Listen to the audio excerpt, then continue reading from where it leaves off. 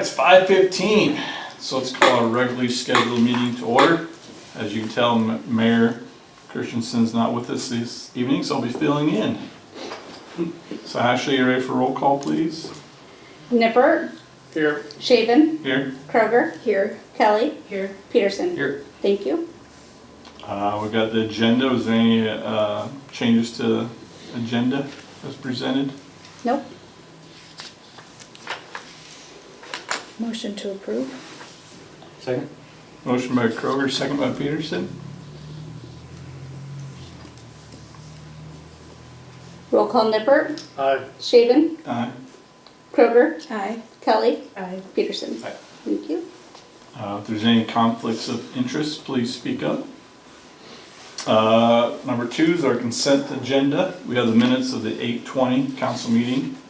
Claims list number 1321 in the amount of $282,000, $341.83. We got a new renewal application for Casey's General Store, 2914 for Class C retail alcohol license. We have a new application for GIPH Restaurants, LLC. I believe they're kind of Pizza Hut. Doing business as Staub Management Company, and they're also a Class C retail alcohol license. I would just comment, it was in the list that went out with claims that a large portion of that is our quarterly payment for contract law enforcement services that again, we budget for, and just point that out for those listening in as well. Any other questions or comments, discussion?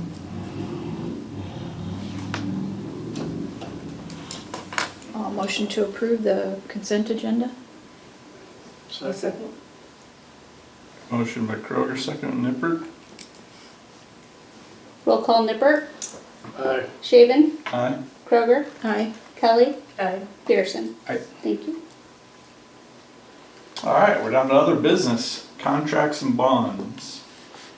Resolution 2575, a resolution approving the contract and bonds executed by Municipal Pipe Tool Company of Hudson, Iowa for the construction of the 2024 sanitary sewer rehabilitation project in Harlan, Iowa.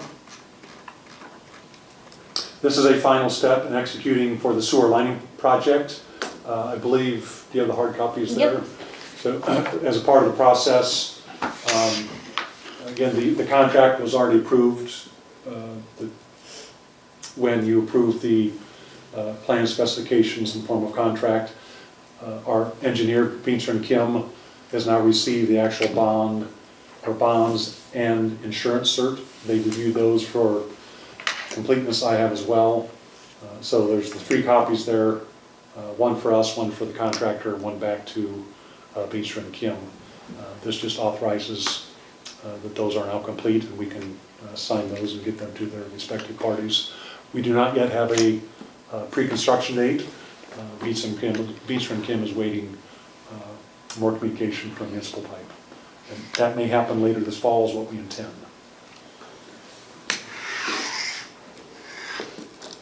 And just to, yeah, need that for your review and approval with that resolution.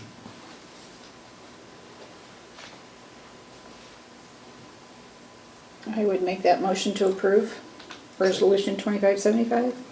Second. Motion by Kroger, second by Peterson. Roll call Nippert. Aye. Shaven. Aye. Kroger. Aye. Kelly. Aye. Peterson. Aye. Thank you. Letter B, review the HHPC downtown upper story and facade grant completion. What? Facade? That's in there, facade. Okay. Grant completion and award request for 622 Market Street in the amount of $5,500. This is the into the new grant year already, and this project was already teed up to get going, and they've already completed it. We've done our post-construction review. This was, see how well this comes out. So some of the post-construction activity, again, this was for new doors and windows primarily on the purple door. That's the after look. Here's a before look. You can see it was the previous aluminum metal less tint, so, and this is the new look. So that's been completed, and as part of the final step for the reimbursement, it needs your authorization. I'll motion to approve that request. Second? Motion by Kelly, second by Kroger. Roll call Nippert, Aye. Shaven, Aye. Kroger, Aye. Kelly, Aye. Peterson. Aye. Thank you. Now we're down to letter C. We're going to receive and file the Planning and Zoning Commission minutes from 8/28. Everybody had a chance to read through them and or participate in the meeting? I'll motion to receive and file. I'll second. Motion by Kroger, second by Kelly. Roll call Nippert, Aye. Shaven, Aye. Kroger, Aye. Kelly, Aye. Peterson. Aye. Thank you. Out of that, came to resolution 2576. Resolution setting date for public hearing regarding the proposal to vacate and sell parcel 8331020040001, plotted North Street and Plum Street, Block 4, Lot 6, 7, and plotted alley all west of 7th Street in the city of Harlan, Iowa, to Deborah Dyenson Moore. Again, this is required with any public property. If we're considering vacating and disposing of that, it requires at minimum a two-step process. In this situation where there was a request to vacate, it was first reviewed by the Planning and Zoning Commission. I know one or two of you were there at that meeting, and it's been recommended from Planning and Zoning that the city go ahead and vacate this area. As I shared with the Planning and Zoning Commission, this was actually platted in 1858. We found the original plat. And this area, we included the maps in here just as reference. We'll go over this again on the 17th when the actual public hearing will take place. This is on the north side, so it's the green circle is the project area. This would be on the north side of the new North 7th Street Bridge. And as you zoom in closer on that, here's the area that was reviewed by the Planning and Zoning Commission. H&U has looked at this with us as well. And the areas in red are what were previously platted and never developed, no infrastructure, and it abuts to the creek there. And then the areas in yellow are currently owned by Dynaston. In fact, Deborah Moore is on the line. She attended the Planning and Zoning Commission, and that was a request to vacate. This would set the public hearing to do that. We've not received any other public comment at this time. Yet it will be, the notice will go in the paper again, and we'll hold that public hearing on the 17th. Assuming that goes through, then we would proceed with the actual property sale and agreements. So these plots are all on the north side of that new bridge, correct? They're all on the north side of the new bridge And on the west. On the west side. Low maintenance, and as Deborah Moore stated at the Planning and Zoning Commission, that, you know, over the years, there's, you know, although a good portion of that is their private property, you know, it's been trespassed on, difficult to enforce. I think that's right, Deborah, and, you know, your intent is to come and actually live on the property, build a home, and live locally and oversee the land. Nice. Is that right? That is correct, thank you. And you stated that there were no objections by any of the abutting property owners, correct? Correct. Again, there was a public notice for the Planning and Zoning Commission, which is prescribed. Also, any abutting property within 200 feet received individual letters for that meeting. The only inquiries we had were, one was, thought it was great, and another neighbor across the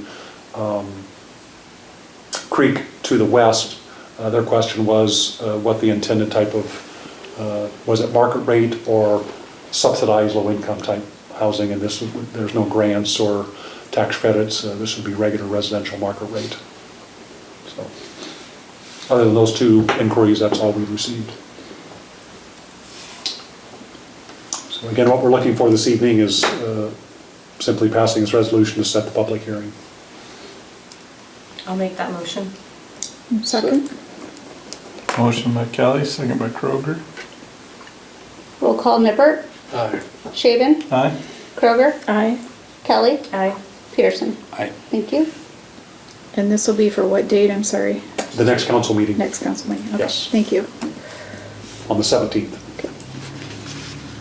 I'll thank Ms. Moore for participating. I'll just future, I will not be here. Okay. I'll be in Muscatine training some people.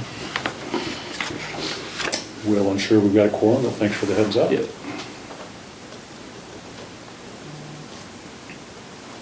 All right, we'll go to letter D, which is receive and file the Personnel and Finance Committee meeting minutes from 8/28/24. I'll motion to receive and file. Second. We'll go with Kroger and Peterson. Roll call Nippert, Aye. Shaven, Aye. Kroger, Aye. Kelly, Aye.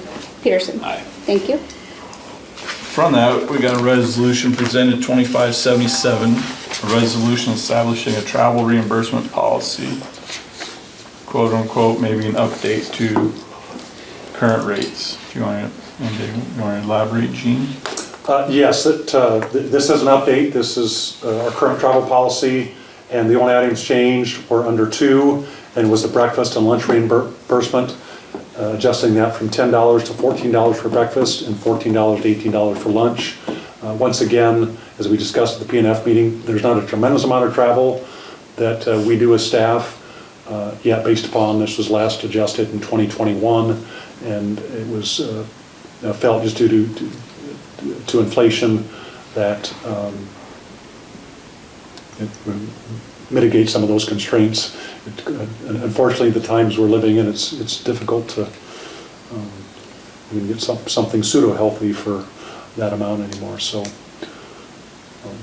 and again, it states in the policy here, just no changes. That again, if we're attending a conference where breakfast or lunch is served, you know, you don't qualify for reimbursement. You get what is paid for with the conference, those types of things.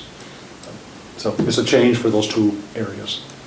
Clarification, so reimbursement, not a per diem. That is correct. That is correct. We do not And that's do the per diem maximum approach. amount for those. It's the max Yep. reimbursement Yes. amount for those, yeah. Yep. A motion, resolution number 2577. Second? Motion by Nippert, second by Kroger. Roll call Nippert, Aye. Shaven, Aye. Kroger, Aye. Kelly, Aye. Peterson. Aye. Thank you. All right, letter E, we got a review permit for street closing for Shelby County Historical Museum for Morse Avenue from Pine Street to Grand Avenue for show and shine car show during Sock Hop event. Sorry to steal your thunder, Todd, if you're talking about that tonight, but He was going to actually demonstrate a sock hop, I think. okay. Even better. This is just for the little short street, right? That's more. Yes, and not had issues with this in the past. The Historical Museum has been excellent always to work with. This would be between Pine and Grand, and it's been closed for log cabin days, other events, never any issues, and another opportunity for a community event, and staff has no issues.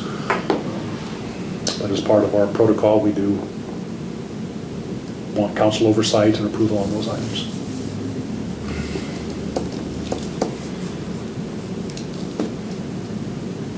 I'll motion to review or approve their permit request. Second. Motion by Kroger, second by Nippert. Roll call Nippert, Aye. Shaven, Aye. Kroger, Aye. Kelly, Aye. Peterson. Aye. Thank you. All right, Gene, your turn, city administrator. Happy September. Few updates. Also want to go back and just comment on the Personnel and Finance Committee meeting we had last week, that we did review and discuss the current draft of the IT agreement with HMU. For everyone's update, we continue to look at transitioning our current IT provider from CAS Computer, and then we look to partner with HMU as they're bringing on IT coordinator support. We think it makes a whole lot of sense for the present and the future. We did not take any action on that agreement, as just wanted final city attorney review with that. We intended to have it on either the 17th or the first meeting in October. But you all received that packet previously with that draft agreement. So that continues to be worked on. Some other updates, a couple show and tells here. Appreciated the newspaper's coverage. This was on the front page of last Friday's paper. Spoke on this on my last report. A couple projects we've been working on for some time. Yet nice to see additional coverage on this. And with the Welcome to Harlan signs, you may have noticed over late last week and over the weekend that the backlit LEDs are now operational. And additional feedback, just a little commentary I've heard, is that they look sharp, even prior to the backlighting. And we are awaiting confirmation that the final landscaping, or the landscaping that's going to be done by Crease, hopefully can start this week. If not, we are aware that there's some weeds growing around those structures. So if we can't get started soon, we're going to get those trimmed up so it doesn't become an unsightly or reason for, we've got this nice new signs that let's not, it paves the way for the third and final step, which will be the landscaping. So that's an update there. Also on the topic of signs, the Turkelson Center, their new LED sign is up and running. If you've noticed that, it's a modernized version as well. Update from Kelly Miller is that the interface, as far as changing the sign and the boards, is much more user-friendly and actually has a few more features. So if you've not driven by and seen that, it looks very nice as well. Good job to Kelly with that.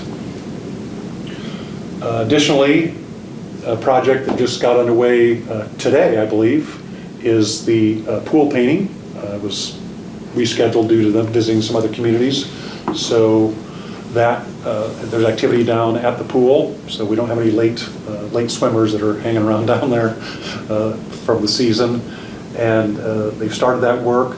Initial report is it's going well, but through the sandblasting, there's some of the caulking that's coming out. So that wasn't part of the original plan, but with that caulking coming out, we'll get they're going to obviously replace the caulking that's coming out, just may remove it all for better long-term preservation. If so, that will be more than the original bid. Don't have an estimate of what that is yet. If so, we may need to amend. But yet again, if we're going to do it, we're going to do it right. So their plan is to hopefully be out here by middle of next week, and Mother Nature looks to be cooperating, so that should go well. Other project updates, that week from yesterday, so September 9th, with your prior approval at last meeting, the community canvas crosswalk art, that project will begin next Monday morning. We had a meeting this morning with the committee, as well as a few gentlemen from the street department, walk the area again, and all systems are go to start that project next Monday morning.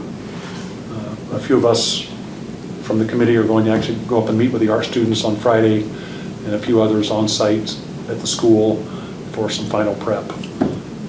So look forward to how that project goes. And just a reminder to everyone that this is the first installation of the crosswalk art. There will be lessons learned, yet there's been plenty of prep work and research to make it successful. Yet, like many projects, there'll be some things learned that may need to change on phase 2 or the next iteration of this. But all that is going well. We'll be doing additional notification through Facebook and radio this week, just on that 24-hour closure on those 2 street corners.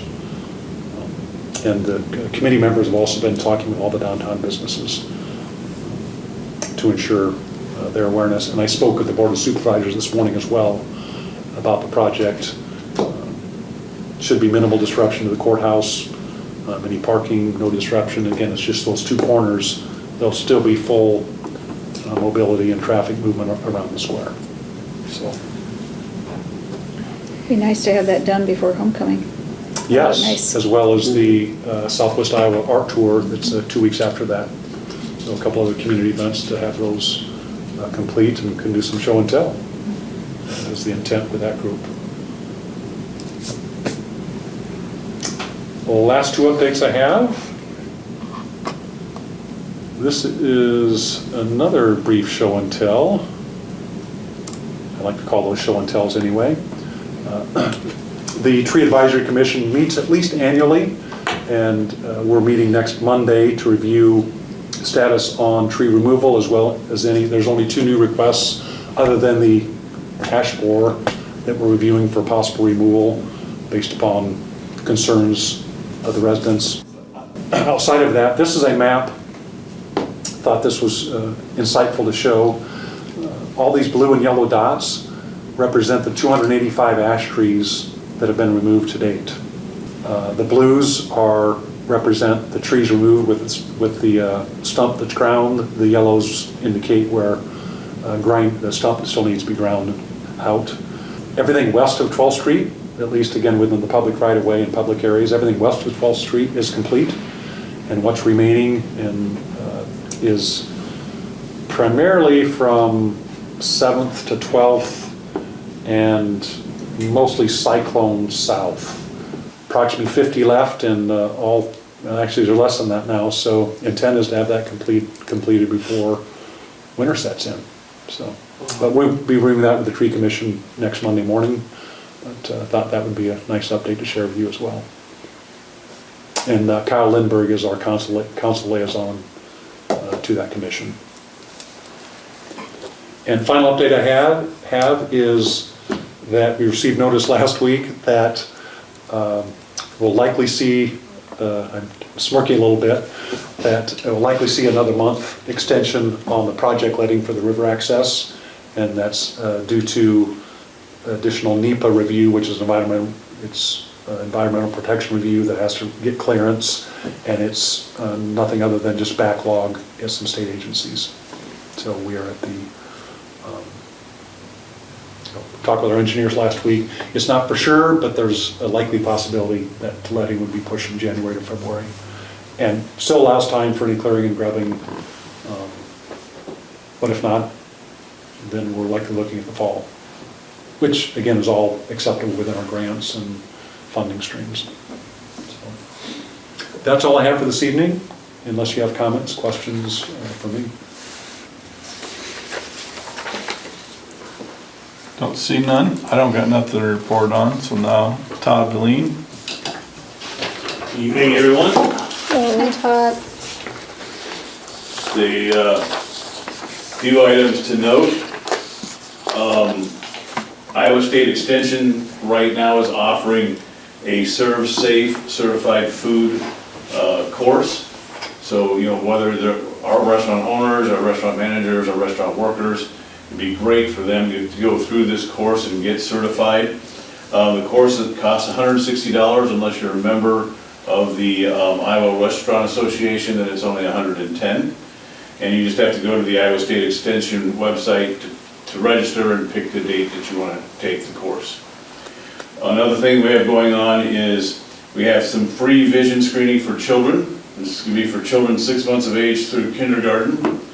The screening will be held at the Harlan Primary Building on September 9th and 10th, at the Shelby County Catholic School on September 11th, at Harlan Head Start on September 17th, and at HSTW Elementary on September 18th. Homeschooled students are welcome to attend any of the locations, and this is sponsored by the Harlan Lions Club and the University of Iowa Stead Family Children's Hospital Department of Ophthalmology and Visual Sciences. This weekend, if you don't have any plans, head on over to Karsten's Farm Days. It looks like they got a great lineup again this year. Both days start with a breakfast at 6:30. Both days will have a parade at 2. There'll be a lot of demonstrations and other things going on in between. And Saturday night, they'll close it out with a Staley's Chicken Dinner. Admission is $10 per day, and any kids 8 and under are free. Then another reminder that on Thursday, the 12th, we will have our after-hours networking event at Milk and Honey, starting at 5. All businesses are invited to come. They don't have to be members of the chamber to attend the networking event. And then on the next night, over at Milk and Honey, they're gonna have a sip and shop from 5 to 8 p.m. So they have, many of our local vendors will be in there with things to sell. You can go on over, and the bar, kitchen, and doors will all be open at 5. And then finally, something that sounds like a lot of fun on Saturday, September 14th. It's called Flatbreads and Prairie Flowers. It's presented by the Museum of Danish America. It's from 5 to 7. You can enjoy farm-to-table flatbreads, salads, and s'mores, and do it out there in the prairie. But the one thing you do have to do is you have to pre-order your food by September 10th. And you can do that through the Museum of Danish America website. So a lot of things, a lot of activities still going on. I'm actually even have to cut it down a little bit, just the ones that are coming up, because they're so, if you saw our last Did You Know, it was quite lengthy. So, but it's great to see all the activities taking place. It's great that the weather's working out for all of them. And that's it from the chamber side. Unless you have questions. No questions? Okay. All right, thanks, Todd. Thank you. Joe from HMU is absent this evening, but I believe Gene has a few topics. Yes, Joe was unable to attend due to a conflict. He did share with us just a few updates on the ongoing projects, and with the new wells and wellfield project that McCarthy Trenching is finishing up some punch list items. One of those also, as McCarthy's there, will be actually putting in the crush rock access back to the south well field. And then exciting that then they'll move on to beginning with the Cohoe pump to come in and start working on that deep well, which was an exciting discovery with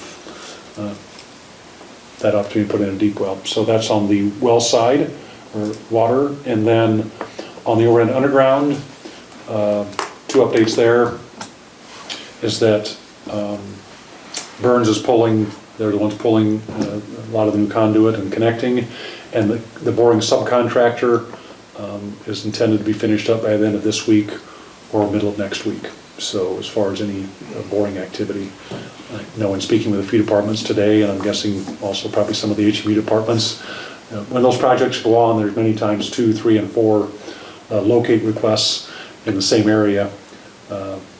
So getting all that boring done will minimize the time for locates from one call. So it'll be nice to have that project complete. But those were the updates from HMU and from Joe. Any public comments, Vaughn? No, you're good tonight? Anybody else got any comments up here? Meeting adjourned. Awesome. Thank you. Thank you.